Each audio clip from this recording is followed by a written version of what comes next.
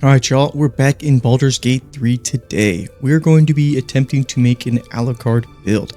Now, this is going to be a little bit different than the usual builds because I'm going to give basically the option for some mods because we are dealing with Alucard, who is a half vampire essentially. So if you go to your mod manager here at the opening screen and then you just type in vampire, I would just go with one of these first two choices here to if you want to have your origin character be a vampire, because I think that works out pretty well with this build as far as thematically. I would just pick one of these. I wouldn't pick both because I think they conflict with one another.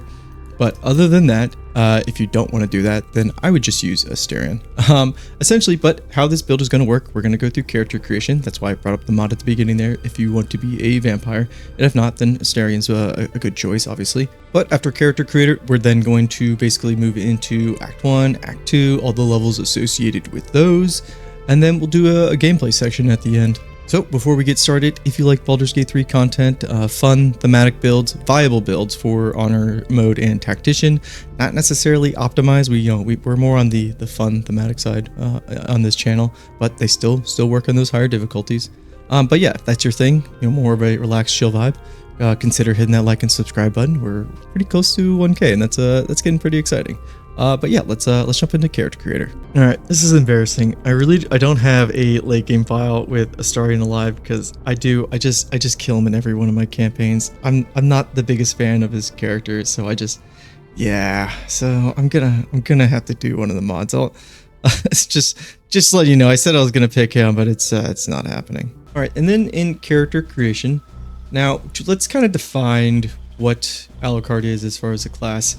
He is somebody who is really proficient with a longsword and also shows the ability to use it with a shield and also have magic complement his martial prowess. So we want a little bit of magic, but mostly focusing on, again, that longsword ability and then also having the option to have a shield with it. So with the race and all this stuff, man, I am not the guy for character customization. This is the best I could do. But class, we're going to go with fighter.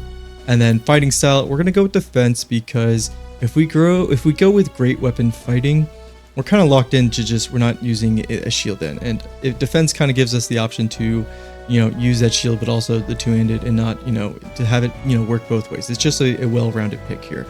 Background, folk hero, obviously. And then the ability spread here, this is what we want, focusing on strength, dexterity, constitution, and then wisdom, just making sure that that's neutral. And luckily, as a fighter, we're going to get a lot of feats, and so we're going to get a lot of ways to basically customize and tailor. There's going to be a lot of options and variety in ways you can play with this class in this build. So I wouldn't worry too much about these choices here. We can change up a lot of things just with our feats. But that's the character customization. That's how it started out. I'm not going to focus too much on the vampire side because there are a lot of different mods and they all do a lot of different things. And again, if you don't want to work with mods, then you have Astarion there. I don't, obviously. And I'm not going to level them up that quickly right now. I need to do another playthrough, I guess, and level them up. Anyways, enough rambling. Let's get to the leveling process and kind of how you're going to do this through Act 1, levels 1 through 6. And then getting into the leveling process, level 1 we already kind of went through. We did get second wind, which is just a nice heal for a fighter. But level 2 here, we get action surge. This is probably one of their best abilities in game. In general, it just gives you an additional action, and this comes back on short rest. We will talk a little bit about gear in the gameplay section, but just know with my builds, gear is not something that is necessary. A lot of these builds will work with very, mediocre vendor gear, and obviously the gear that you get in the game just naturally is going to make this build even better. But again, gear is it's not necessarily required to make these builds work. So let's move on to level 3 real quick. And at level 3, we are going to pick our subclass, and we are going to go with Eldritch Knight. And again, we kind of talked about this when we were going over Alucard's his overview. And he's a sword master, but he uses a little bit of magic to complement his prowess. So that's why Eldritch Knight is basically, I think, the perfect fit for him. Cantrip wise, nothing here is, I would say, again, required. Maybe Blade Ward. The thing is, it 6-ups in action, so that's not a great choice. Friendship, that's a little bit of utility, and then maybe Mage Hand, but again, this is all up to you. I wouldn't focus too much on any cantrip that does a lot of damage or that does damage. But if you want a range option, you know, any of these can work just fine. These things are going to scale off your intelligence. And in the beginning there, I didn't have any intelligence. So that's why, because I don't use any of these for this build at all. Spell-wise. So spell-wise, we want to use Shield. This is just a fantastic reaction ability. And then the next one's kind of up to you, really.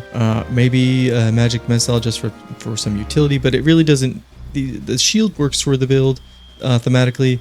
Magic Missile, you know, that's up to you. And then we get another spell option here. I think going with something like Long Strider or Enhanced Sleep or even Featherfall, again, give that like vampire-esque, you know, they can really just... they don't really take fall damage, essentially. And we're mostly, for Alucard, we're going mostly off of the anime. I have played just Symphony of Nights. That game, you basically... there's not enough levels at the moment to encapsulate, you know, his entire kit as being effective. So we're just going to go off the anime and we're just going to boil it down to, you know, what he's, you know, good at in that show. He does turn into a wolf and we'll have that option, but it's not something I think we have enough levels to make being a wolf really that viable. But anyway, so that aside, let's move on to level 4. And I forgot to mention here, we get Weapon Bond here. This also fits into how Alucard, you know, controls his longsword. He can never drop it. It returns to him when it's thrown. So this just really helps, you know, that fantasy out. And it is a nice feature to have as an Eldritch Knight. So now we can move on to level 4. So level 4, we get some more spells and we get a spell choice here. Again, this is just up to you. I'm just going to pick this Thunder Wave. Or actually, Protection from Good and Evil. This is a good one here. Feat wise, we have so many choices. As a fighter, you get so many feats. You could go with ability improvement. I'm probably actually going to go with Athlete. Eventually we're going to want to take Great Weapon Master, just because if you are going to use 2 hands for the longsword, just the raw damage from this is just, it's too good to pass up. Some other ones that are going to be a good choice later on, Savage Attacker, that's really good. I think that's about it. Let's just keep it simple for now. We're going to go with Athlete. This is a great feat because you get that additional 1 strength and then also your mobility. You get a 50% jump distance, again, which just helps out with your mobility.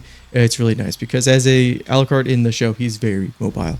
He's zipping all over the place using his sword. So I think Athlete should be maybe your first choice here. And then that rounds up your strength to 18. That's why we did 17 in the beginning.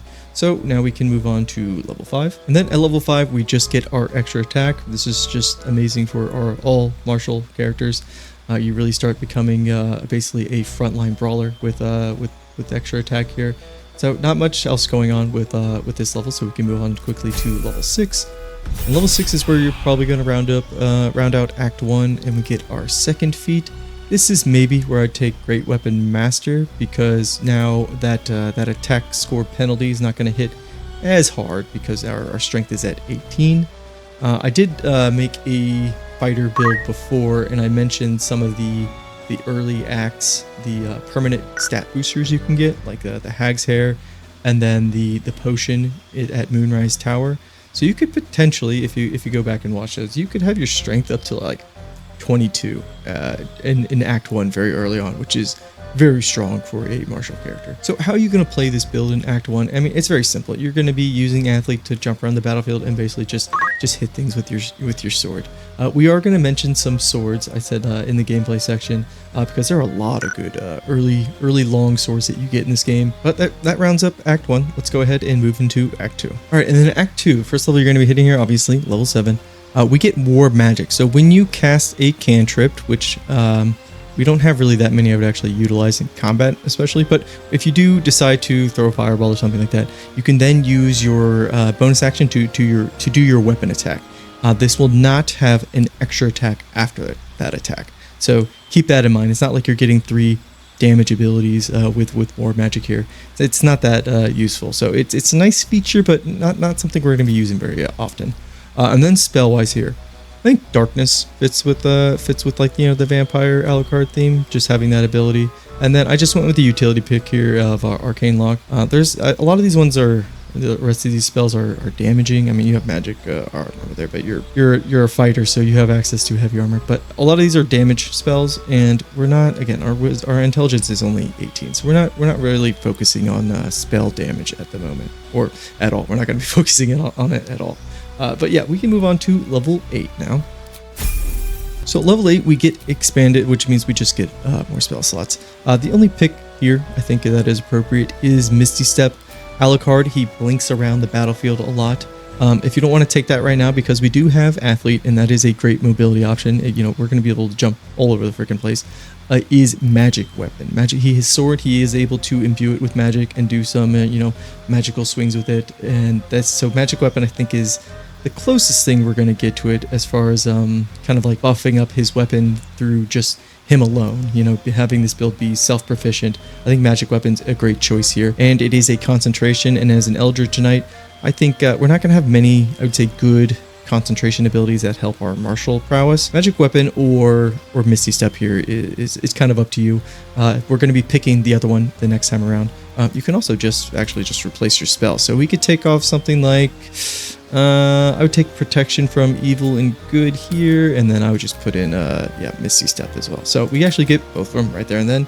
I know a lot of people actually don't mention replace spell and when to use it, but it is a nice feature to have. Definitely something you should use if you know kind of what you're already going to do ahead of time. And then we move on to our feat. There are a lot of good options here. We already went through a few of them. I'm just going to pick Ability Improvement at the moment and just bump this all the way up to, actually before that, Alert is so good, guys. every build should essentially have Alert. This is just such an amazing pick for Tactician and Honor mode, especially if your whole party, well, your whole party, I think, needs Alert. So we're going to pick Alert here, and we can move on to level 9. So level 9, we really don't get too much. We just get Indomitable here. We can also replace our spell, so if you didn't do it at level 8, you can do it now, and we can move on to level 10. So level 10 here, we do get Eldritch Strike, which, you know, when you hit an enemy, it has disadvantage on the next saving throw against a spell that you cast before the end of the turn. It's it's not that great because we're not really casting spells to do damage, so not something we're going to be utilizing very much. Cantrip wise, just pick whatever you want, not a big deal here. And then spell wise, again, nothing crucial out of here. That's really it for Act 2 essentially. And the only thing that changes in Act 2 is obviously we have Magic Weapon to be a concentration on us that we keep, and then having Misty Step as an additional mobility option. So we're able to zip around the battlefield and basically just do what all fighters do, which is just be a brawler in the front line. So that's basically for Act 2. So now we can move on to how you're basically going to be ending this build with Act 3. Level 11 and level 12. So in Act 3, we're going to be getting our improved extra attack. This is what makes fighters just phenomenal brawler frontline classes, is you get those 3 swings of your weapon just using your 1 action, and then with Great Weapon Master, if you happen to crit or kill your target, then you get to use another attack with your bonus action. Just a lot of damage we can deal out consistently. We do get another spell. Again, it's just entirely up to you. I'll just take Gust of Wind for the hell of it. There's nothing really we would need to replace at this moment, and then we can move to level 12. So level 12 here, we're just going to get basically our last feat here. I would maybe just go with ability score improvement or something like Savage Attacker. That choice is kind of up to you. Replace spell. You know what? I didn't use this as often as I should have, because I think having Enhanced Leap and Long Strider is pretty essential for this build. And again, something like Gust or Scorching Ray, I would just get rid of these. I would make sure I'd have those other 2. So those are something I missed that I think actually would fit into this build pretty nicely, because those are just, again, mobility options. And then yeah, that's how I build out the kit there. There's not a lot I would actually multi-class into for this build. You could make like something like Warlock or Sorcerer work just for that little added magic, but I feel like you lose too much you just lose too much not sticking into fighter because of that improved extra attack.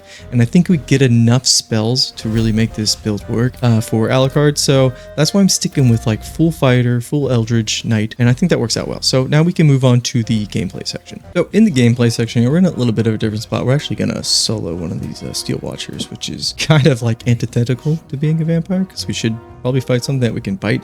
But you know, we've got some vampire abilities, obviously some biting. We can turn into gas. So that's all like mod based. I think actually, no, some of these you do get from being just Astarion and having his vampire abilities. So this is kind of like some things that I guess work thematic wise. But for everything else here, some prep stuff just real quick. You want to bind your weapon. Well, actually, let's talk about the gear. Longsword wise, I think this is really the only thing to talk about from the equipment side is just what longswords you get. This is the Blackguard's longsword. You get this in Act 3, but there are so many different longswords you get in this game that have like a magical or additional effect. Flar Aluve, this is a really good one that you can get very, very early on in Act 1. That is just, I think this sword's like probably one of the best because of the class or the other class action it has there, which it will give you, you know, additional damage in a radius of anything that's close to you in melee. I think it's a 1d4 thunder. So this is actually one of my favorite swords. And all these other ones are good to have, but just any longsword will do. And then shields are great because we're not a battle master. And yeah, a lot of the shields actually have the shield bash ability, which is a reaction which will have the, you know, you'll hit them back and then there's a chance that it will knock them prone, which is always helpful. And then ring wise, I'm just going with the risky ring, just advantage on attack rolls, disadvantage on saving throws, health at the beginning of every turn, just more shield reactions. These are free shields. I think my chest piece here, yeah, same thing, just more shield actions, and then also my bonus to initiative. Legacy of Master Gloves. These are just nice to, again, help out our attack rolls and our attack damage a little bit. This one just gives us a free long strider, which we should have ourselves. I actually don't have it on my bar right now, but and then the cloak of displacement. This is just, again, more kind of a little bit more survivability. And the helmet I just picked for aesthetic reasons. I just think it looks cool. So let's go ahead and get to the fight here. This is a different fight than I usually do, but as a Eldritch Knight, you need to basically bond your weapon to yourself. And then if you had long strider, or if you want to have enhanced sleep ahead of time, now would be the time to cast it because it is a ritual spell, which means you can cast it as many times as you want outside of combat. And then our only concentration spell here is magic weapon. So we're using a lot of magic essentially, again, to buff up our sword play here. But I think that's it. We can go ahead and just get into the fight and we'll see how it goes. What a real bastard there. All right, now we get into the fight. So our initiative, oh, it's 12, it's so much. So we can actually just run up to him, so that's good. So we can show off the fact that how mobile we are. We could just jump over to him. We can also spend a spell to just blink next to him. Let's go ahead and just use Misty Step. It's like blink, I should say. So that's something very much that Alucard does a lot. And then we can just start swinging. I'm wondering if there's really anything else to it, but nope, we can just start swinging. I don't think, yeah, we can't bite him, but we just start swinging away. The nice thing about fighters are, yeah, with Action Surge there, our openers are insanely strong. And with how many buffs we have, you can see that the just our attack percentage here, 99%. We obviously have some things that are giving us advantage, but we have so many items here that are actually just giving us so many additional additions to our attack rolls. So our chances of missing are just very low. Well, actually, I don't want to kill him right now. I actually want to show off kind of what you can do as a reaction here. So we're also very hard to hit. This is, again, very thematic for how Alucard is. Although he does take, you know, a lot of hits, you don't really see him getting hit too often. He's a very nimble boy. All right, we're just going to keep swinging away. And this is the nice part about fighting off these Steel Watchers is once you get them to a critical point, they just end up exploding. And we could teleport away, we can jump away. It doesn't matter. But yeah, that's the fight. I mean, we didn't take any damage. This is on tactician difficulty, so it's not like these guys are pushovers, and we didn't have any allies. We didn't use haste either. Fighters are just insanely strong as frontliners, and then with additional weapons like magic weapons and stuff. Magic weapons. I think all of most of the weapons in the game are magical. Weapons that just complement kind of your melee brawler nature. Man, you can be so strong in this game as a frontliner and a fighter. But yeah, that's the build. That's my Alucard build. Obviously, my way isn't the only way. So if you guys think I should have done something different, comment below. Let me know how, what you would change out differently. But I think this round out his character pretty well.